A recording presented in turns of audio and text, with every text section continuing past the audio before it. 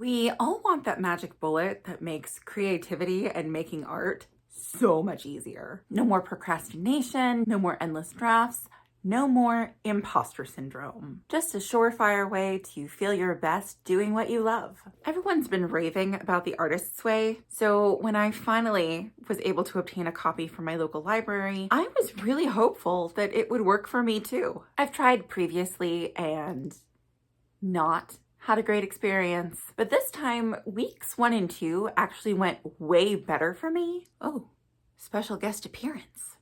Okay, it's not exactly a secret that I hate The Artist's Way, but now having gone through it as intended, I think I can pinpoint exactly why I hate it and why it didn't work for me. My biggest point of contention with this book is when half of your content are testimonials and anecdotes about how other people found success using your method, your book doesn't really actually have any sort of content. I get the essays, I get tossing in a story or two from people you know who've found success using your book. But out of morbid curiosity, I actually went through the book, and there are 25 different personal experiences. They're heavy hitting through the basic tools and week 1. They trickle down until you hit weeks 5 and 6, and then they ramp back up again at week 11. It's not so much that these anecdotes are there, but it's more of how they're framed. One man is described as a miserable millionaire. Another is a famous screenwriter friend. And while the stories are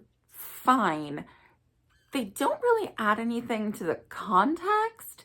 It just kind of feels like she's bragging about how many famous friends she has. They don't provide any sort of real insight. Their inclusion doesn't add anything. The other thing that really bothered me is how pseudo-psychological it feels without having any basis in real psychology. Things like remembering your childhood bedroom or thinking about what you liked when you were 8 are one thing, but I found some of the prompts to be directionless deep dives. And there should have been some sort of incredible self-revelation, but there just wasn't. Throughout the book, she actually does make several great points.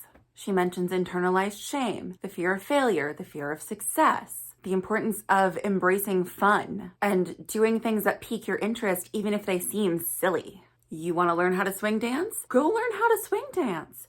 You want to take up underwater basket weaving? I'm sure there is a class for that. Actually, does anybody know why underwater basket weaving is the ridiculous hobby of choice? Is the basket underwater or are you both underwater? What are the dynamics here? What are we talking about? I guess on my end, having been in therapy for the last 7 years, I don't really have those sort of things to unpack. I'm also trying to keep in mind that this book was written in 1992, where mental health and seeking therapy were still kind of shunned. Yeah, no. Instead, the healthy thing to do was dragging your kid on daytime television and having a live studio audience gawk at a teenager using way too much hair gel. The family say, I don't know what you're trying to say, but stop saying it in front of me. For me, the advice just doesn't carry over to 2026. Like I said, some of the ideas are really solid. Going for walks, taking time to do things you love, making time to do things you love, respecting your practice and your creativity. Unfortunately, it's not so easy these days to grab $5 and go buy yourself something silly that makes you happy. I kind of take it back. I went to Five Below the other day looking for a vase, and while I didn't find one, I did find a unicorno blind box. I happened to get the one I wanted, which is the kaiju corno, and now she just kind of hangs out on my bag. And I love her.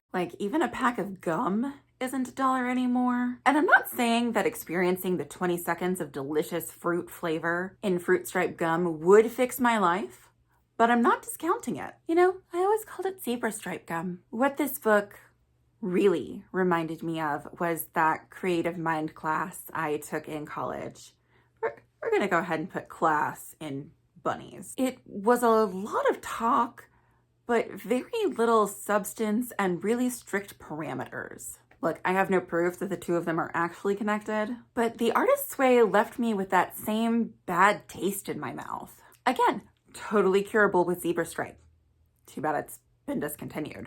With all the meandering essays and weird metaphors and oddly strong emphasis on romantic relationships, at no point did I feel like the book truly addressed the issue of creative blocks and how to overcome them. And no, I don't liken my anxiety to being an addict, or that ignoring my creative instincts is akin to having an eating disorder. I've actually had one of those, and the two are nothing alike. Again, 1992. Sure, imposter syndrome is a thing. Letting yourself be bad at something new is a huge hurdle to overcome. But there was nothing like going outside and drawing some trees and not caring how realistic or how bad they were, or writing a poem and not editing it. She puts a lot of emphasis on these artist dates, and at one point she even asks if you've done more than allow your artist to rent a movie. But what if movies are your thing? What if your goal is to be a film director? Who's to say that you're not studying your favorite films and seeing what you can adapt into your own style? And you know what? For a book claiming to be adaptable, there was an awful lot of God talk. What I found most bizarre is at least twice she makes some sort of statement implying that we secretly or unconsciously are afraid that God would disapprove of our creativity. One of the prompts was even making a list of reasons we felt that we couldn't believe in a supportive God, which strikes me as really weird, because if you're looking at this as a path to spiritual recovery, what would make you feel like your deity of choice or the universe or the powers that be would disapprove of a gift you're claiming they've given you? I'm lost here. I'm not afraid of disappointing anybody except myself. And honestly, the cure for that is to simply keep going. After querying 3 different manuscripts and getting close to finding an agent, but not close enough, I put the books away and I didn't touch them for 10 years. I knew the files were there. I'd think about them from time to time. I'd mention them to my friend and critique partner, and I allowed myself the time to heal before I decided I would try again. Not writing during that hiatus didn't make me not a writer. I explored other things, like learning how to paint with gouache, learning how to watercolor. Much like with that college course, part of me feels the need to write my own version of the artist's way, one that feels more inclusive. Here's another truth. I only went on a handful of artist dates. The one week I was sick, then we hit Thanksgiving and Christmas with the holiday season. Leaving the house is never really like the top of my list, but during the holidays, absolutely not. I stopped doing morning pages at week 6, which ironically is the week she calls you out for stopping doing your morning pages. They just weren't doing anything for me. I'd get irritated at wasting time sitting there trying to fill 3 pages with stream of consciousness whatever, when instead I could have been getting my lift in or playing with my cat, both of which give me way more joy and energy. At one point she writes, "You didn't do morning pages because you were crabby. You were crabby because you didn't do morning pages." Yeah, no. Even reading over my morning pages in week 8 wasn't anything revelatory or spectacular. It's mostly me talking about picking black olives off of pizza, my cat keeping me up at night, the disorganization in this household, and my frustration at other people's spending habits. All of which I also talk about in therapy. Sadly, therapy can't convince my cat to stop stealing my pillow by forcing me off it. Morning pages are useful when and if you need them. And while I agree that handwriting your thoughts just hits different, not everyone is able to do that. These days, it's incredibly difficult to fill the creative well. I've been listening to a lot of ologies. I genuinely love hearing people talk about the things they're passionate about. To that end, the reading deprivation did nothing for me. It is important as creative people not to flood our minds and our eyeballs with other creative works as an excuse to stall starting on our own. But it was the reading that directed me back to what I truly love, writing about what interests me, and exploring the history behind how we got there. If there's one chapter you should read, it's the essay for week 11, Recovering Your Sense of Autonomy. I found it tonally way different from the previous weeks, leaning more into what I'd been hoping for. You know, what I didn't want was for this to be like a straight up hate fest. While I do have a lot of criticism, specifically with my experience with this book, there are some helpful moments. It's just not for me. Instead, I would like to offer an alternative, one that's helped me figure out things like I have a radio brain, helped me overcome my fear of sharing my work, and made me laugh numerous times. Creative Pep Talk is a podcast hosted by Andy J. Pizza, who I discovered one day while I was browsing through Skillshare. I really love Creative Pep Talk, or at least the 8 episodes that I've listened to. There's over 500.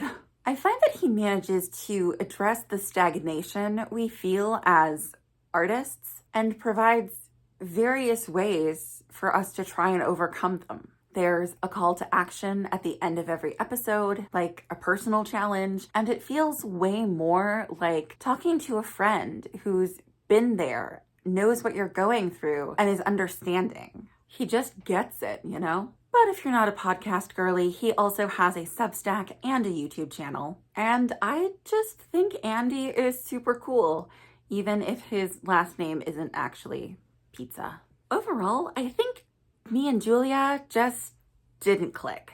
I will credit her with helping me figure out what I want in a career, but the rest is kind of give or take. If you've been curious about the artist way, if you want to see if maybe it'll work for you, if you want to find out if it won't work for you, I suggest checking with your local library to see if they have it, or maybe borrowing it from a friend. Honestly, there might be something in it for you. There just wasn't anything for me. Let me know. Have you tried the artist's way? Is there something better I should be looking into? Share your thoughts in the comments below, and I will see you guys in the next one. Share your thoughts in the comments below, and I will see you all in the next one.